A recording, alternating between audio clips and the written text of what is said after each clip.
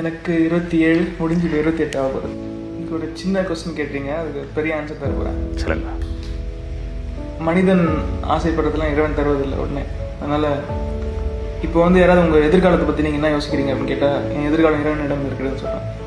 அதே மாதிரி தான் அந்த சமயத்தில் வந்து நான்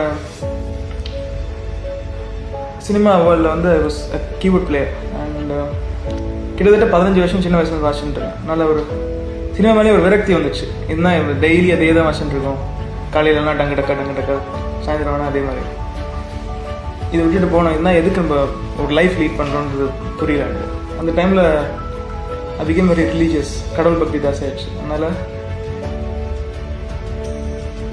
நம்ம வந்து ஒன்றும் நினைக்க தேவையில்லை, நமக்கு என்ன நல்லது சொல்லிட்டு எனக்கு தெரியும், அவன் கொடுப்பான்னு சொல்லிட்டு அப்போதுலேருந்து டிசைட் பண்ணிட்டேன். அதுலேருந்து is giving me lot of success and everything can